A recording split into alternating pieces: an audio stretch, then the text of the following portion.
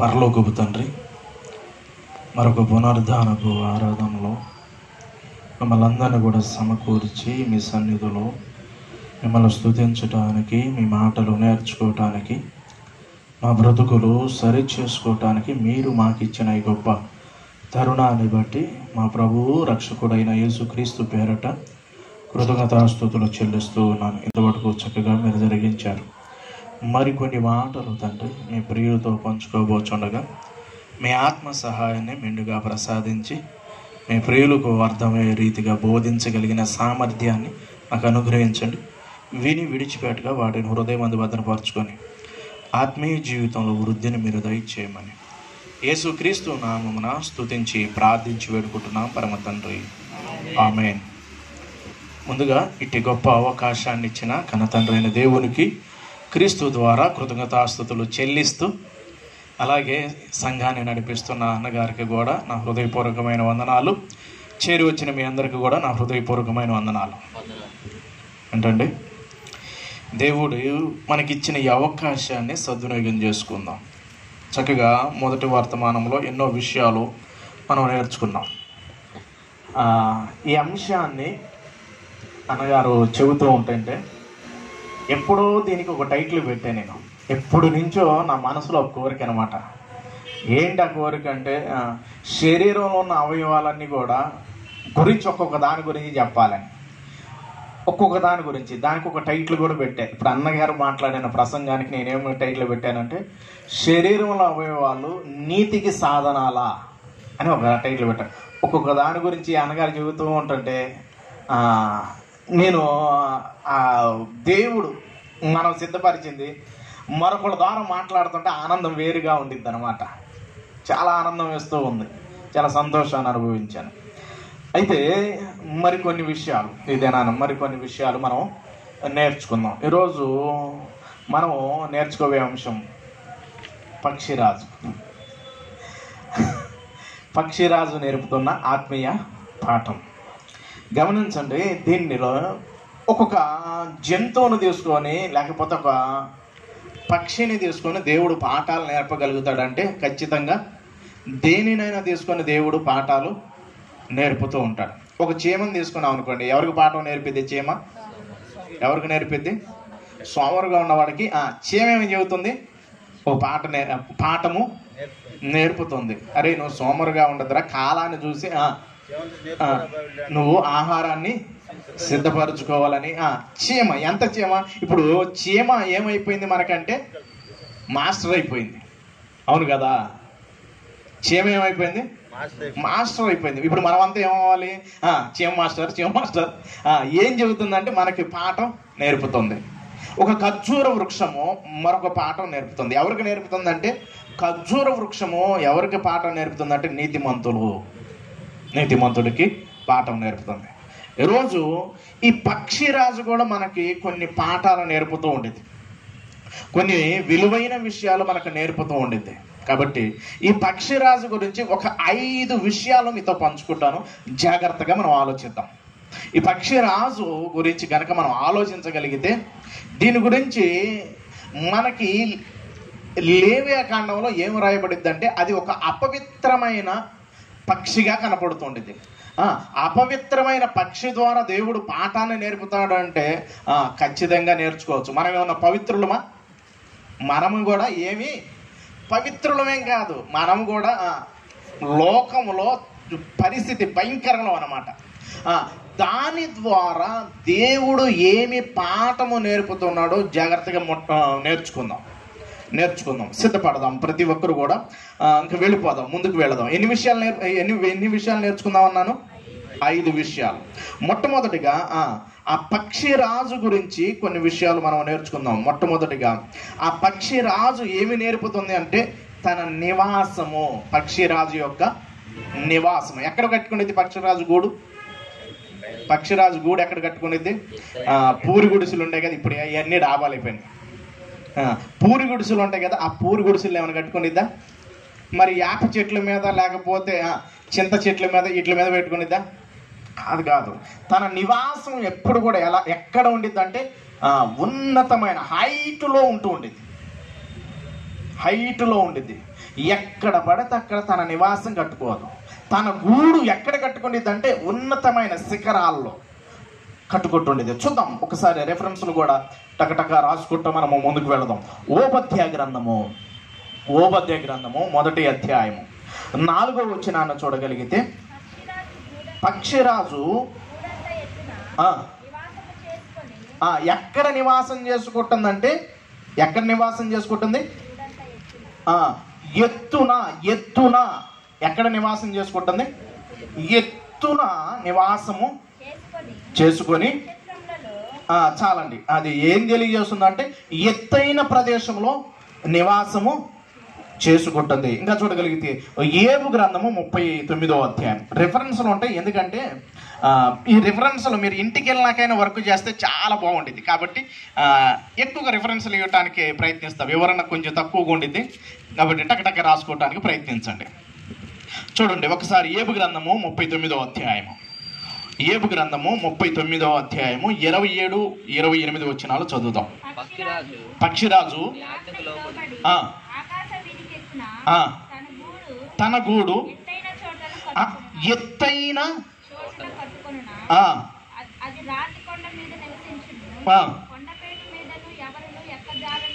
ఎవరును ఎక్కజాలని ఎత్తు చోటను కట్టుకుంటుంది. చూడండి, ఎవరును ఎక్కని ఎత్తైన ప్రదేశంలో పక్షిరాజు ఏం చేస్తుంది అంటే తన గూడును కట్టుకుంటుంది. అంటే తన నివాసం ఎక్కడ నివసించాలనుకుంటుంది అంటే ఎత్తైన ప్రదేశంలో నివసించాలనుకుంటుంది. దీని గురించి ఇంకా మనం ఆలోచించగలిగితే ఇర్మియా గ్రంథము 49వ అధ్యాయం 12వ వచనంలో మరొక మాటను రాస్తాడు. అక్కడేమని రాస్తాడంటే ఉన్నతమైన స్థలముల్లో తన గూడును కట్టుకుండిద్దని రాస్తూ ఉంటాడు. చదువు ఒకసారి. ఇర్మియా గ్రంథము. యెహోవా ఇలాగ సెలవిచ్చుచున్నాడు, న్యాయము చేత ఆ పాత్రలోని త్రాగను రానివాడు నిశ్చయముగా దానిలో త్రాగుచున్నారే. 49:12 అది కాదు, అట్టుకోవటం ఒక్క నిమిషం.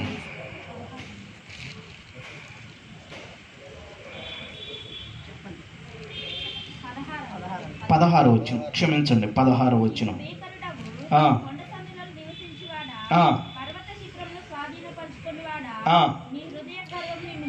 నీ హృదయ గర్వం నిన్ను మోసపుచ్చిన, నీ గూటిని ఎక్కడికంట ఉన్నతమైన స్థలముల్లో. అంటే అక్కడ సందర్భం వేరు. నేను పక్షిరాజు గురించి చెబుతున్నా కాబట్టి ఆ పాయింట్ బట్టిగా తీస్తున్నాను. ఆ సందర్భాల్లోకి వెళ్ళామంటే మళ్ళీ టాపిక్ వేరుకు వెళ్ళి అది ఎక్కడ కట్టుకుండితో ఒక విషయాన్ని చెప్పుకుంటూ వస్తున్నా. ఎందుకు ఎంతగా చెప్పుకుంటూ వస్తున్నా? ఈ విషయాలన్నీ చెప్పాల్సిన అవసరం ఎందుకు వస్తుంది? పక్షిరాజు తన నివాసం ఎక్కడ ఉంటుందో, ఎక్కడ కట్టుకుంటుందంటే ఎత్తైన ప్రదేశం. ఇప్పుడు దీని నుండి మనం ఏమి నేర్చుకోవచ్చు?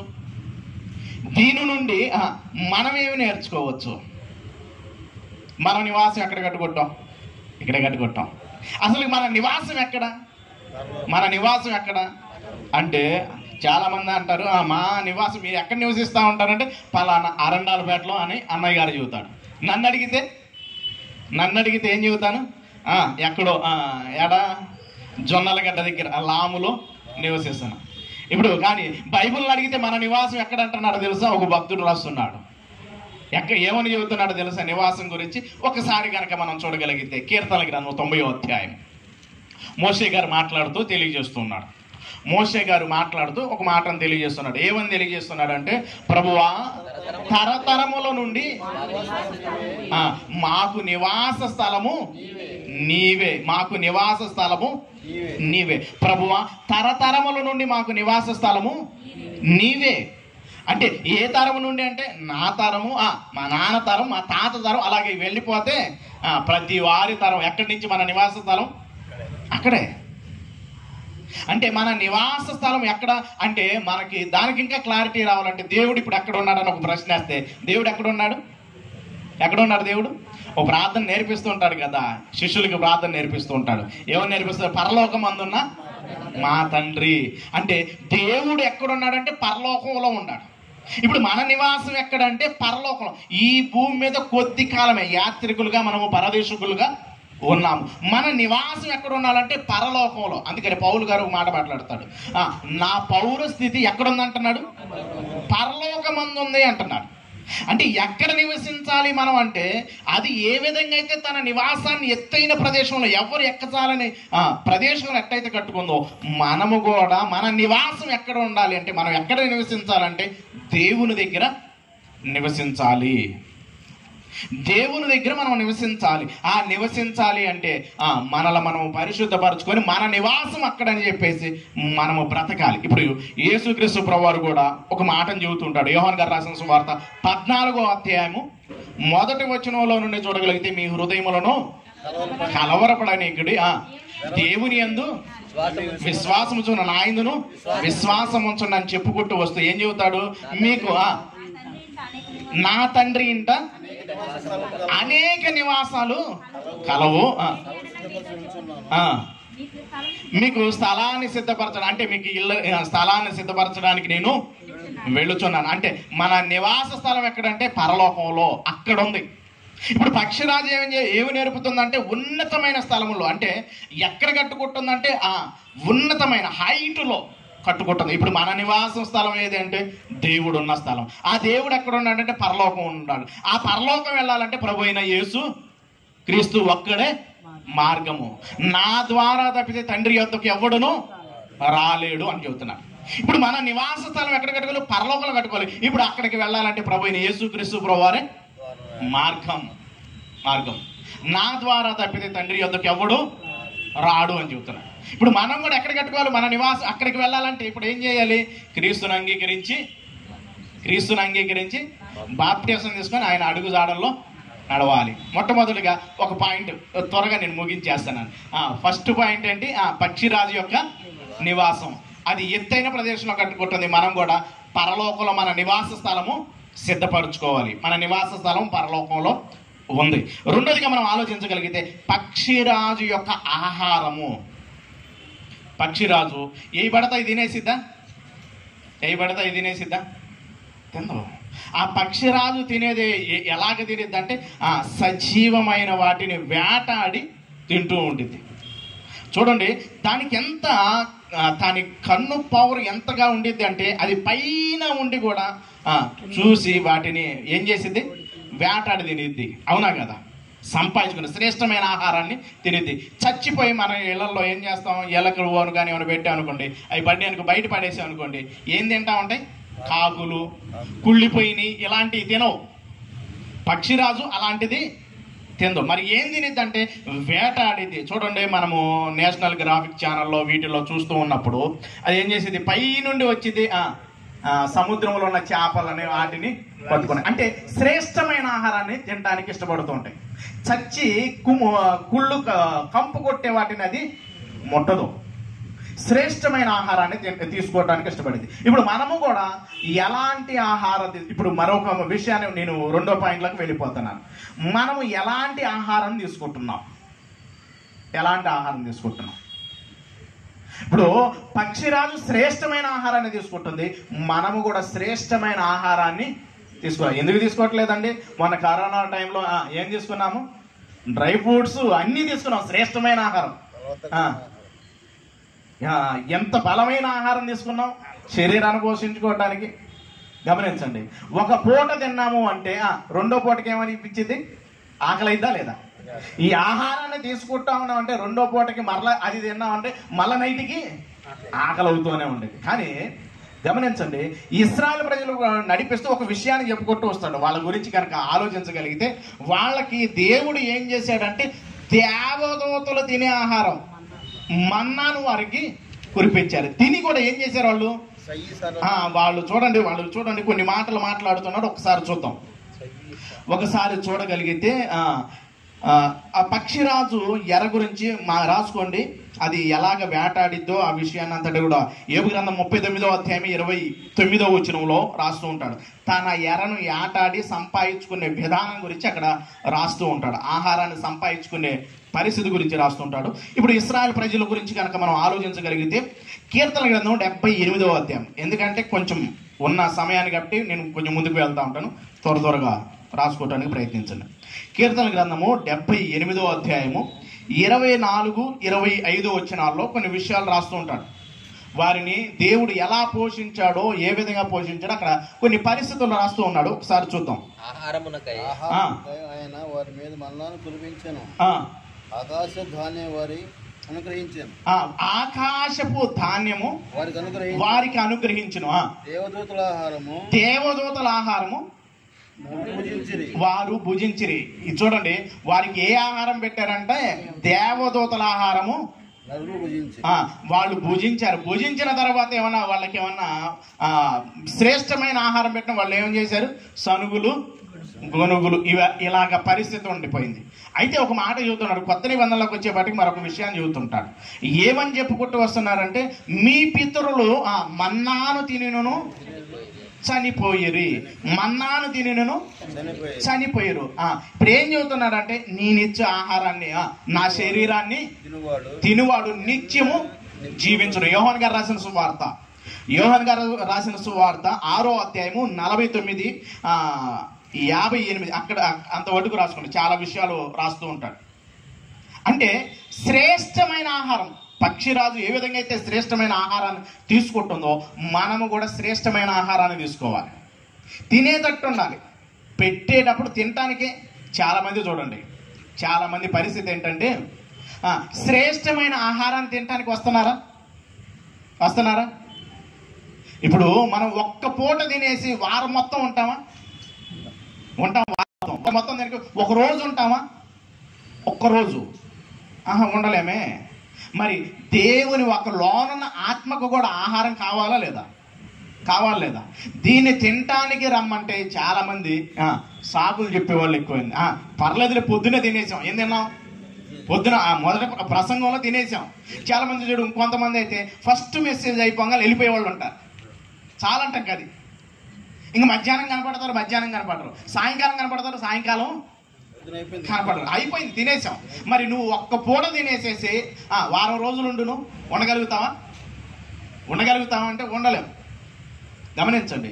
అంటే ఆహారాన్ని తీసుకోవటానికి అవకాశం ఉన్నప్పుడు, దొరికినప్పుడు శ్రేష్టమైన ఆహారం చేత మనము తినేవారిగా ఉండాలి. గమనించండి. ఆయన ఒక విషయాన్ని కూడా చెప్పుకుంటూ వస్తుంటాడు. ఈరోజు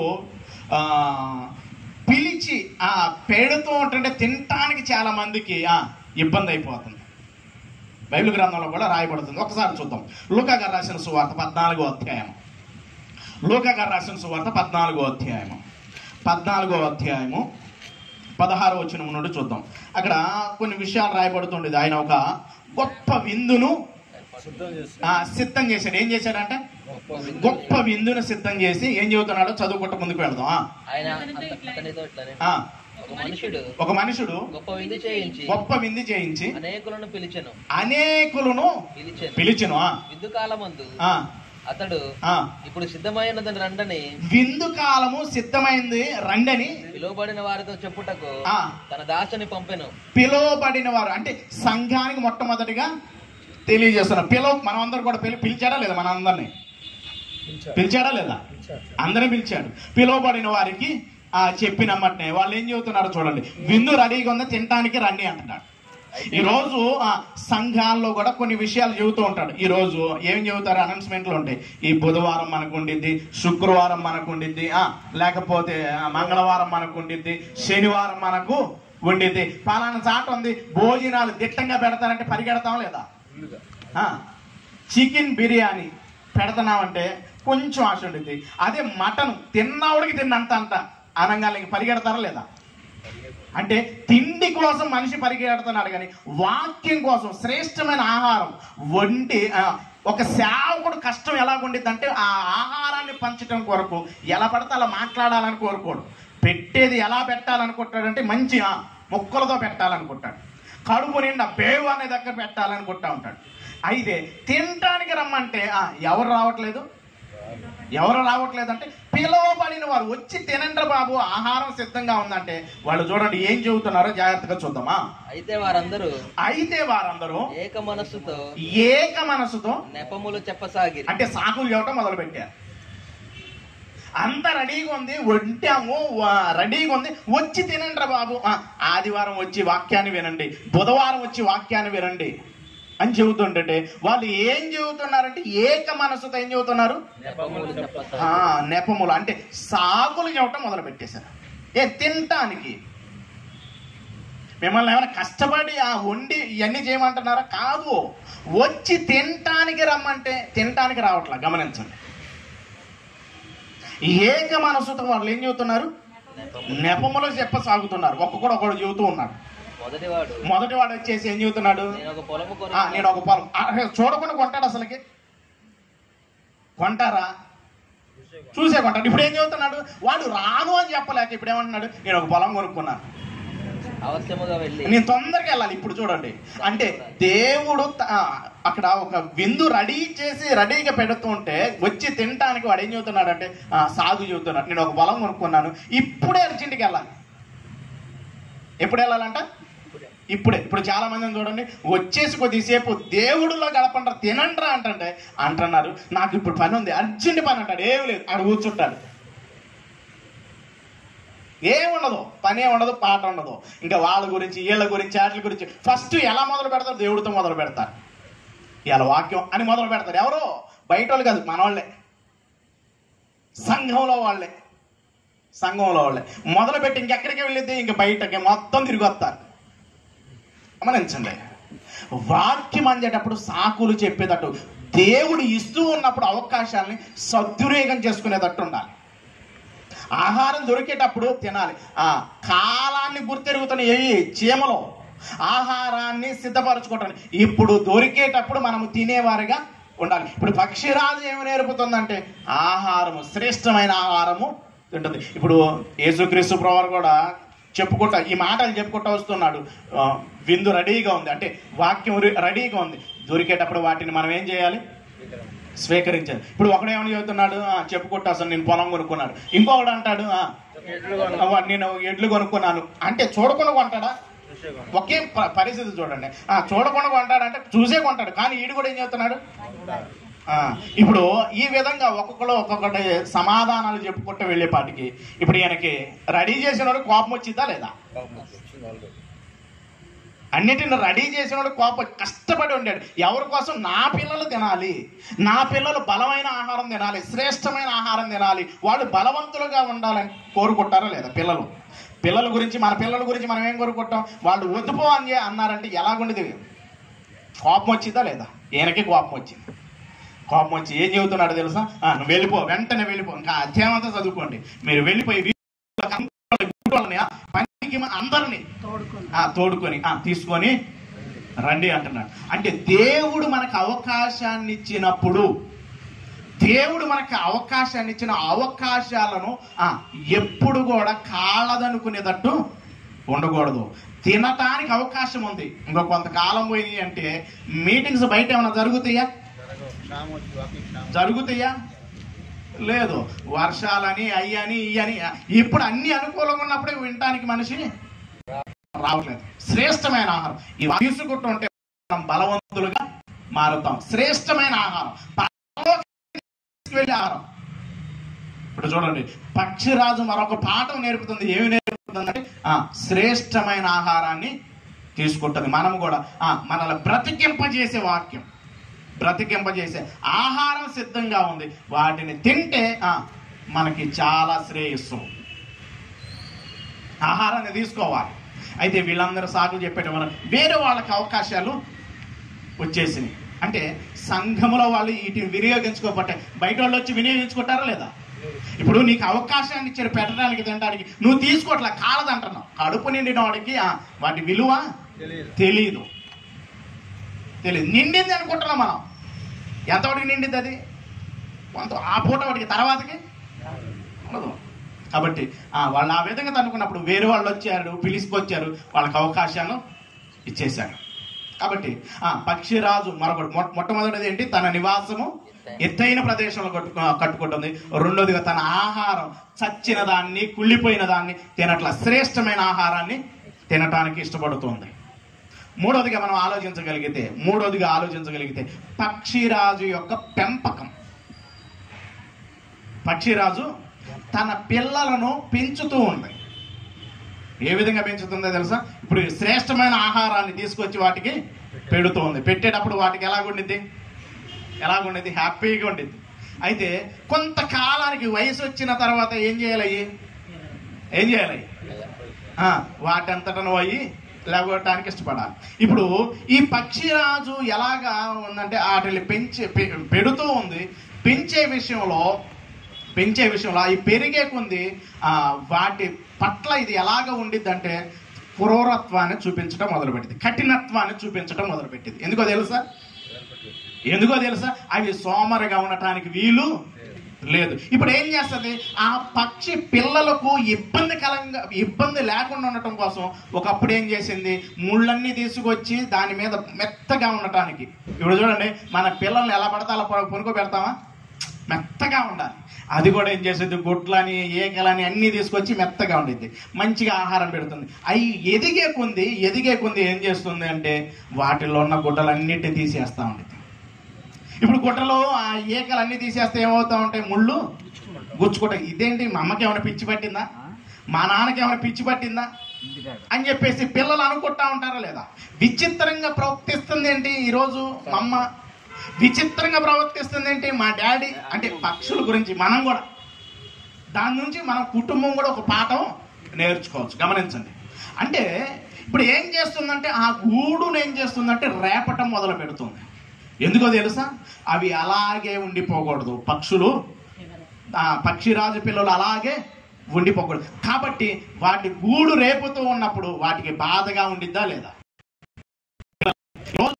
గమనించండి, తల్లిదండ్రులుగా మనం కూడా బిడ్డలకు ఒక వయసు వచ్చిన తర్వాత వారిని ఏం చేయాలి అంటే అలాగే సోమరులుగా ఉండనేయకూడదు. వారిని ఏం చేయాలంటే వాళ్ళ కాళ్ళ మీద వాళ్ళు నిలబడాలి. ఎందుకు ఈ పక్షిరాజు ఆ గూడును రేపుతూ ఉందంటే వాటి రెక్కల మీద అవి ఆధారపడాలి. వాటంతటను అవి వెళ్ళిపోయి ఆహారాన్ని సిద్ధపరచుకోవాలి. లేదు అంటే ఇంక అలాగే ఉండిపోతే ఒక వయసు వచ్చిన తర్వాత కూడా తల్లిదండ్రులు అలాగే చూస్తూ ఉన్నారనుకోండి, పెడుతూ ఉన్నారనుకోండి, వాడు రేపు రోజున వాళ్ళ కాళ్ళ మీద వాళ్ళు నిలబడగలుగుతారా? నిలబడలేరు. ఇప్పుడు ఏం చేస్తుంది పక్షిరాజు? పాఠం నేర్పుతుంది. ఏమి నేర్పుతుందంటే వాటి కాళ్ళ మీద అది నిలబడాలి, అంటే వాటి రెక్కల మీద అవి ఆధారపడాలి. ఈ ఆధారపడే విషయంలో ఏం చేస్తూ ఉందంటే ఆ గూడంతటిని కూడా తీసేసి ఆ ముళ్ళు అవన్నీ గుచ్చుకొట్టున్నప్పటికీ అవన్నీ పీకేస్తుంది. ఇంకా కొన్ని అయితే కదలం. ముళ్ళు గుచ్చుకొట్టినా ఇటు గుచ్చుకుంటే అటు వెళ్తాయి, అటు గుచ్చుకుంటే ఇటు వస్తాయి, కానీ వెళ్ళవు. కాబట్టి ఇప్పుడు ఆ గూడే లేకుండా చేయటానికి ప్రయత్నిస్తూ ఉంటుంది. దాని గురించి ఒక మాట రాస్తున్నాడు, చూద్దాం ఒకసారి. ద్వితీయోపదేశ కాండం 32వ అధ్యాయము 11వ వచనం. పక్షిరాజు తన గూడు రేపి తన పిల్లలపైని అల్లాడుచు ఏం చేస్తుందంటే తన గూడు రేపి దాన్ని ఏం చేస్తుందంటే ఆ పిల్లలు తనంతటా అవి ఎగిరే విధంగా. ఇప్పుడు స్టార్టింగ్ ఎగరాలంటే కొన్ని ఇబ్బంది పడతా ఉంటాయో లేదా? పై నుండి కింద పడంగానే ఇంకా ఆడించలేకపోయినప్పుడు అది ఏం చేసిద్దంటే తల్లి పక్షి కానీ మగ పక్షి కానీ వచ్చేసి తన రెక్కల మీద ఎక్కించుకొని మరలా పైకి తీసుకెళ్ళి అమ్మాయి బ్రతికిపోయామరా బాబు అనుకుంటాను, మరలా పైకి తీసుకెళ్ళి కింద పడేసింది. ఎందుకు ఈ విధంగా చేస్తుంది? మా అమ్మకి మా నాన్నకైతే పిచ్చి ఎక్కిద్దరు బాబు అనుకుంటాం మనం అయితే. ఎందుకు ఇంత కఠినత్వం చూపిస్తుంది అంటే వాటి కాళ్ళ మీద అవి నిలబడాలి. దేవుడు కూడా మనము కూడా ఎలాగ ఉండాలి అంటే మనం ఎలాగ ఉండాలంటే దేవుడు మనల్ని కూడా కొన్నిసార్లు ఏం చేస్తూ ఉంటాడు? చెదరగొడుతూ ఉంటాడు. మనల్ని పెంచాడు, గొప్పవారిగా పెంచాడా లేదా? పెంచాడు. ఇప్పుడు మనంతటా మనం నిలబడేవారుగా ఉండాలి. అలాగని చెప్పేసి ఇంక నేను ఇక్కడే ఉండిపోతాను అంటే కుదరదు. ఇక్కడ నుండి నువ్వు బయటికి వెళ్ళిపోవాలి, ఎదగాలి. నువ్వు ఎదిగిన తర్వాత బయటికి నీ కాళ్ళ మీద నువ్వు నిలబడి అనేకులను నడిపించే విధంగా ఉండాలి. అలా కాకుండా మేము ఇక్కడే ఉంటాం స్థిరేసుకొని అంటే కుదరదు. దేవుడు ఏం చేస్తాడు? చెదరగొట్టేస్తాడు. ఆనాడు మొదటి ప్రారంభంలో కూడా వాళ్ళందరూ కూడా ఏమనుకున్నారు? మేము ఎక్కడికి వెళ్ళకుండా ఇక్కడే ఏమనుకున్నారు? ఒక గోపురాన్ని కట్టుకొని ఇక్కడే ఉంటాము అనుకున్నారు. ఒక మంచి పేరు తెచ్చుకుని అందరూ ఇక్కడే ఉందాం అనుకుంటే దేవుడు ఏం చేశాడు? వాళ్ళందరినీ ఏం చేశాడు? చెదరగొట్టాడు. ఈ పక్షిరాజు ఏ విధంగా అయితే గూడును చెదరగొట్టిందో చూద్దాం ఒకసారి ఆదికాండము 11వ అధ్యాయం 4 వచ్చిన కాడి నుంచి చాలా విషయాలు రాస్తాడు, రాసుకోండి. ఆదికాండము 11వ అధ్యాయము 4వ వచనంలో వాళ్ళందరూ ఒకే ప్రదేశంలో ఉన్నప్పుడు వాళ్ళందరినీ కూడా దేవుడు ఏం చేస్తాడంటే చెదరగొట్టేస్తాడు. ఇట్లా చెదరగొట్టేస్తాడు. అలాగే మనకి అపోస్తుల కార్యంలో కూడా మనకి ఏం కనబడుతుందంటే సంఘానికి గొప్ప హింస వచ్చేసింది. గొప్ప హింస రంగాలే అందరూ ఆకాశం క్రింద ఉన్న వారందరూ జాతులు మనుషులందరూ అక్కడికి రాగానే అక్కడికి వచ్చిన తర్వాత వాళ్ళందరినీ దేవుడు ఏం చేస్తూ ఉంటాడంటే చెదరగొట్టేస్తారు. వాళ్ళందరూ చెదిరిపోయినట్టుగా మనకి అపోస్తుల కార్యం 8వ అధ్యాయంలో కూడా కనపడుతుంది. యెరూషలేములో ఏమొస్తుంది? గొప్ప హింస వచ్చిన తర్వాత అందరూ ఏమైపోతున్నారు? అపోస్తులు తప్ప ఇంకా మిగతా వాళ్ళందరూ ఏమైపోతున్నారు? చెదిరిపోతూ ఉన్నారు. ఇప్పుడు పక్షిరాజు ఏ విధంగా అయితే గూడును రేపుతుందో దేవుడు కూడా మనల్ని రేపుతూ ఉన్నప్పుడు మనం ఏమవ్వాలంటే రేచి నిలబడేవారిగా మనం ఉండాలి. మనము ఉండాలి.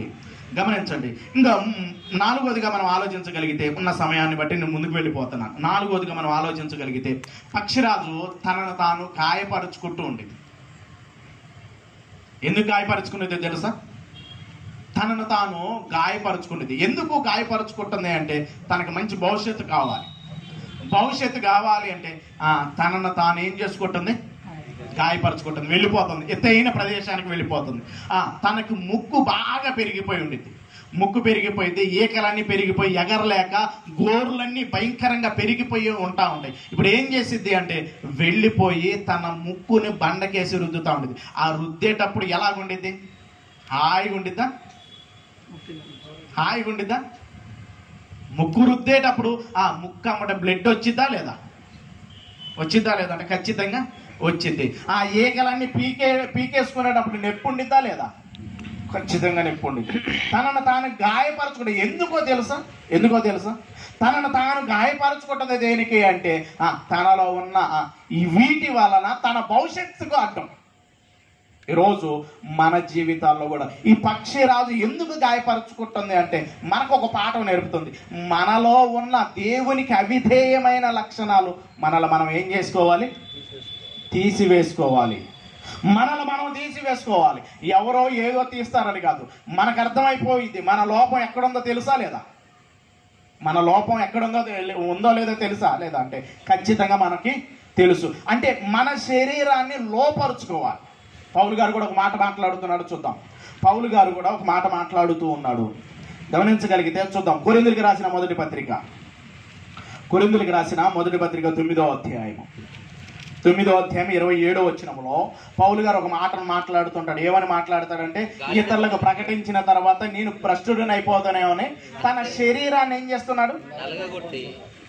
తన శరీరాన్ని నలగగొట్టి దానిని ఏం చేస్తున్నాడు? ఇది అలింగాలు. ఈ శరీరానికి 3 పూట్ల కంటిన్యూషన్ గా పెడుతూ ఉంటాను. అలివైతే ఇది అసలు శరీరం ఎప్పుడు కూడా మనల్ని ఏం చేసిద్దంటే మన మీద పెత్తనం చేయడానికి ప్రయత్నించింది. ఇప్పుడు పౌలు గారు ఏం చేస్తున్నాడంటే తన శరీరాన్ని ఆ పక్షిరాజు ఏ విధంగా అయితే తనలో ఉన్న లోపాలను సరిచేసుకుంటుందో తీసివేసుకుంటుందో మనలో ఉన్న లోపాలు మనమే సరి చేసుకోవాలి. మనం కూడా ఎన్నిసార్లు మనలో లోపాలు కనబడుతున్నాయి, ఆ లోపాలను మనం సరి చేసుకొని ముందుకు వెళ్ళేవారుగా ఉండాలి. అంటే దేవునికి అవిధేయంగా ఉన్న వాటిని మనం ఏం చేయాలి? తీసివేసుకోవాలి. ఈ శరీరం మాట వినదు.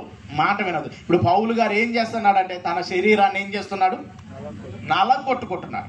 ఇప్పుడు పక్షిరాజు ఏం చేస్తుందంటే తన శరీరంలో ఉన్న పనికి రాని వాటిని తీసివేసుకుంటుంది. ఇప్పుడు మన జీవితంలో మనము కూడా దేవునికి అయిష్టమైనవి ఏంటో వాటన్నిటిని మనము తీసివేసుకోవాలి.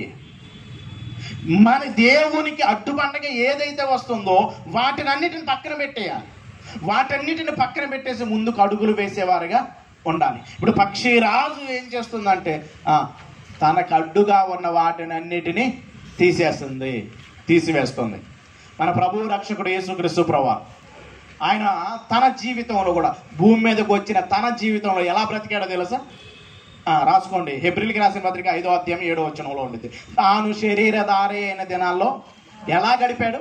మహారోదనతోనూ కన్నీళ్లతోనూ తను మరణం నుండి అంటే ఈ భూమి మీద ఎలా గడిపేశాడంటే ప్రశాంతంగా బ్రతికినట్టుగా లేదు. ఉందా? లేదు. ఇప్పుడు పౌలు గారు కూడా ఏం చేస్తున్నాడంటే తనను కూడా ఏం చేసుకుంటున్నాడంటే తన శరీరాన్ని లోపరుచుకుంటున్నాడు, నలగొట్టుకుంటున్నాడు. ఇప్పుడు పక్షిరాజు వల్ల మనకి ఏమి నేర్చుకుంటున్నాము అంటే మన శరీరాన్ని మనము కూడా ఏం చేయాలి, దేవునికి ఏవైనా అడ్డుబండగా వస్తానేమో వాటన్నిటిని మనము పక్కన పెట్టేవారిగా ఉండాలి. ఎన్ని అయిపోయినాయి? 4. మొట్టమొదటిది ఏంటి? ముగించేస్తున్నాను. మొట్టమొదటిది ఏంటి? పక్షిరాజు నివాసం. రెండోది పక్షిరాజు యొక్క ఆహారం. మూడోది పక్షిరాజు పిల్లలని సోమరిగా ఉంచుతుందా, కఠినంగా ప్రవర్తిస్తుందా? తన భవిష్యత్తు బాగుండాలని కొంచెం కఠినంగా ప్రవర్తిస్తుంది. పక్షిరాజు యొక్క పెంపకం. 4వదిగా పక్షిరాజు తనను తాను గాయపరుచుకుంటుంది. 5వదిగా పక్షిరాజు యొక్క యవ్వనము. పక్షిరాజు యొక్క యవ్వనము 40 సంవత్సరాల తర్వాత అది ఏకాంతంగా వెళ్ళిపోయింది. ఈ 40 సంవత్సరాలు 5-6 నెలలు కష్టపడుతుంది. 5-6 నెలలు. ఆ తర్వాత తనకేమొస్తుందో తెలుసా? నూతనమైన యవ్వనం. నూతనమైన యవ్వనం.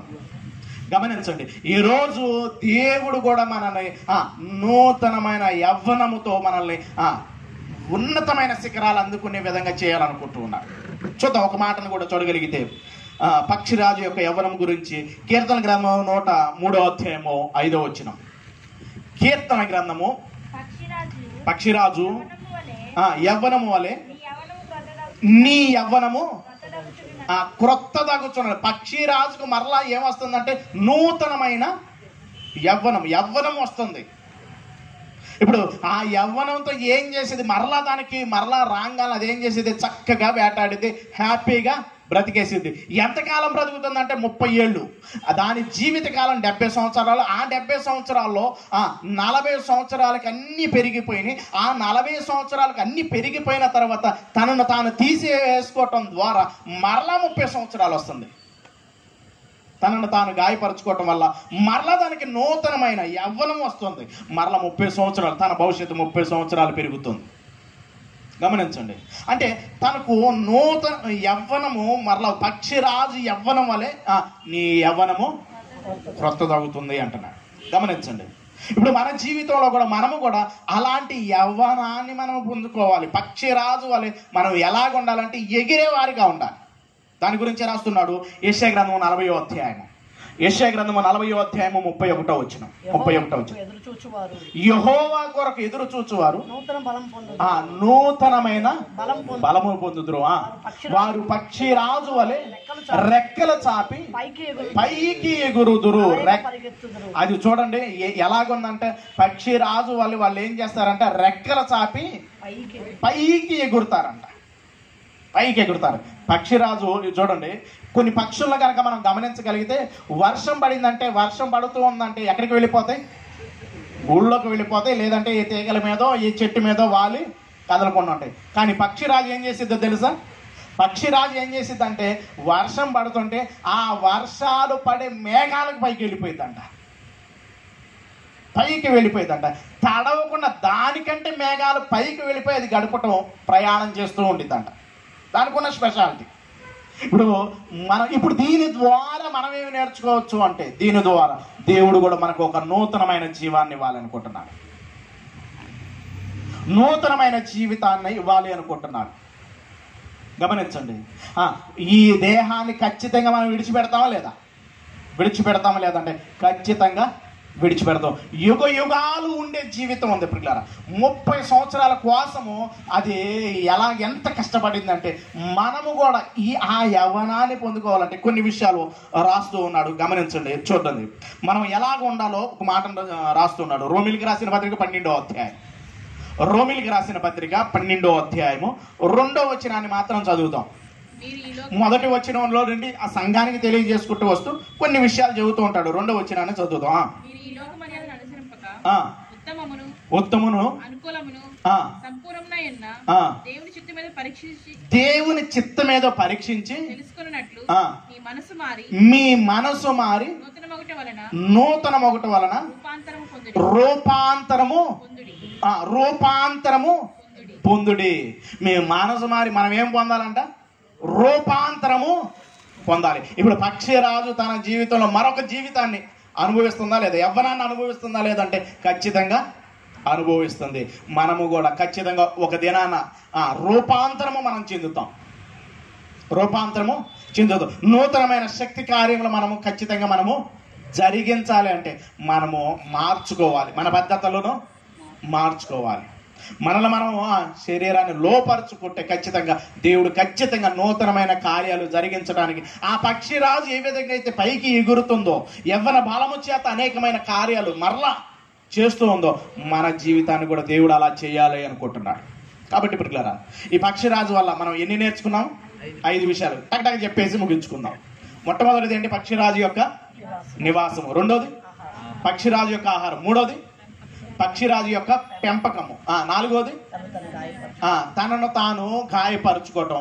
ఐదోది పక్షిరాజు యొక్క యవ్వనము, నూతనమైన యవ్వనం. కాబట్టి మన జీవితాలు కూడా ఈ రీతిగా ఒకవేళ ఏమైనా వీటిల్లో లోపాలుంటే సరి చేసుకుంటూ ముందుకు కొనసాగాలని ప్రభు పేరట తెలియజేస్తూ నా మాటలు ముగిస్తున్నాను. చిన్న ప్రార్థన. సకల ఆశీర్వచనములకు కారణభూతుడు అయిన మా ప్రియ పరలోకపు తండ్రి, రాత్రికాల సమయంలో తండ్రి మీ ప్రియులతో కలిసి కొన్ని మాటలు ఆలోచించడానికి మీరు కృప చూపిన విధానాన్ని బట్టి మీకు వందనాలు, స్తోత్రములు తండ్రి. ఒక పక్షి ద్వారా తండ్రి, పక్షిరాజు ద్వారా మాకు అనేకమైన ఆత్మీయ మాటలను మీరు తెలియజేసిన విధానాన్ని బట్టి మీకు స్తోత్రములు చెల్లించుకుంటూ విన్న మీ బిడ్డలో తండ్రి, వీటిని ఎక్కడ కూడా అపార్థం చేసుకునక మంచి మనసుతో స్వీకరించి, అయ్యా ఆ లక్షణాల్లో మాలో ఏమైనా లేకపోతే వాటిని కలిగి ముందుకు అడుగులు వేయటానికి మీ కృపను అనుగ్రహించమని చేరువచ్చిన ప్రతి ఒక్కరిని తండ్రి, సంఘాన్ని నడిపిస్తున్న మీ దాసుల్ని మీ చేతులకు అప్పగించుకుంటూ యేసుక్రీస్తు నామమున స్తుతించి ప్రార్థించి వేడుకుంటున్నాం పరమ తండ్రి, ఆమేన్. అందరికీ వందనాలండి. మంచిదాన్ని మరి పక్షిరాజు యొక్క జీవితం, మరి ఆత్మీయంగా మన యొక్క జీవితం ఎలా ఉండాలో మరి మంచి విషయాలు అందించిన మన యొక్క ప్రియులు